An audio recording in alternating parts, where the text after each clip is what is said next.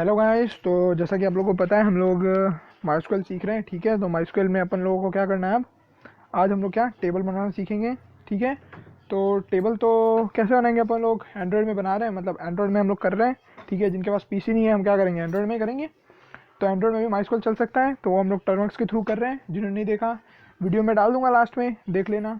ठीक है, तो ये अपना टर्मक्स है। टर्मक्स में हम लोग अब एंटर करेंगे माइस्क्वेल में। कैसे, MySQL underscore save slash slash जो भी बोलते हैं इसको -u, फिर रूट, फिर एंटर। आ गया। फिर क्या, कंट्रोल जो ऊपर मिलेगा +Z हो गया, फिर MySQL। ये हम लोग आ गए। ठीक है, अब जैसा कि मैं बता दूं कि मतलब अगर आपको मतलब डेटाबेसेस बनाने हैं। ठीक है, डेटाबेसेस तो आप लोग, मैंने एक बना दिया है मेरा कोड गुरु। ठीक है, तो आपको जैसे डेटाबेस बनाना है तो मैं बता देता हूँ कैसे बनाना है। ये लिखना होगा आपको, क्रिएट डेटा बेस, तो फिर उसका नाम जैसे कि कोड गुरु जैसा भी हो गया, फिर हाइफन लगा के एंटर करोगे तो बन जाएगा। ठीक है, मेरा बन चुका है।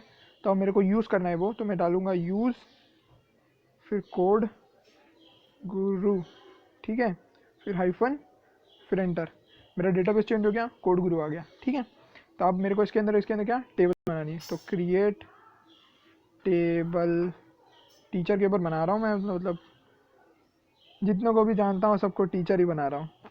फिर ब्रैकेट चालू, फिर टीचर आईडी TEACHER टीचर, फिर अंडरस्कोर डाल देना, क्योंकि इसमें स्पेस मतलब स्पेस हम वैसे नहीं स्पेस देकर नहीं लिखते, उससे एरर आ जाता है। तो हम लोग टीचर आईडी लिखते हैं, तो ऐसे हम लोग लिखते हैं टीचर आईडी, फिर स्पेस, फिर वर्कैर। वर्कैर का मतलब होता है कि आप एक ही बार में मतलब नंबर्स भी यूज़ कर सकते हो और टेक्स्ट भी यूज़ कर सकते हो। ठीक है, फिर वापस फर्स्ट नेम लिख देते हैं, फर्स्ट नेम, फिर इसमें भी वर्कैर। इसमें आप कैर भी यूज़ कर सकते हो, लेकिन हम वर्कैर यूज़ करते हैं। लोगों का नाम होता है सौरभ 1, सौरभ 2, सौरभ 3, वैसे ही वर्कैर। फिर 20 द एलिजाबेथ 16 लिखोगे तो कैसे लिखोगे वर्कैर के बिना। ठीक है, वैसे ही लास्ट टाइम वैसे ही हम लिखेंगे, लास्ट नेम, फिर से वर्कैर 20, फिर कॉमा, फिर एंटर, फिर जेंडर कैर। अब जेंडर में थोड़ा ना 1 2 3 4 लिखते हैं, तो वही जेंडर में भी वही। ठीक है, तो उसमें कैर 20, भले इतना बड़ा नाम नहीं होता लेकिन फिर भी हम लोग लिख देते हैं।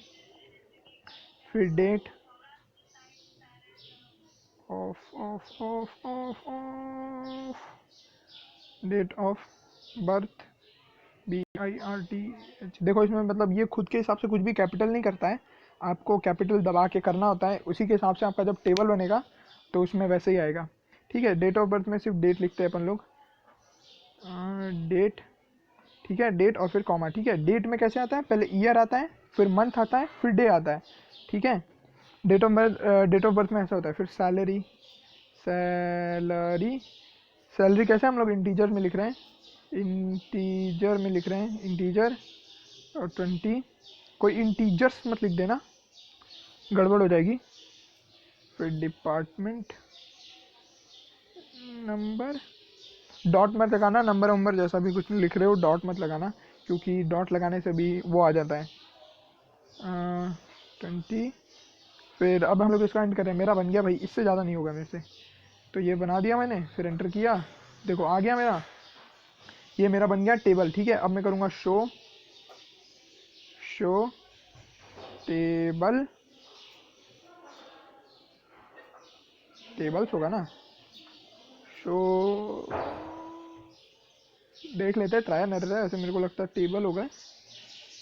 हाँ, शो टेबल्स होता है। ठीक है, तो मेरा बन चुका है। देखो सबसे पहले ऊपर आएगा अपना टेबल्स इन कोड गुरु, मतलब अपना जो डेटाबेस है उसके अंदर टेबल है मेरी टीचर की। ठीक है, तो अपना बन गया है। ठीक है, अपना बन गया है, टेबल बन गया है। ठीक है, अब नेक्स्ट वीडियो में बताऊंगा कि इस टेबल में कैसे इंसर्ट करते हैं वैल्यूज़। ठीक है, ओके, तब तक के लिए बाय बाय, स्टे सेफ।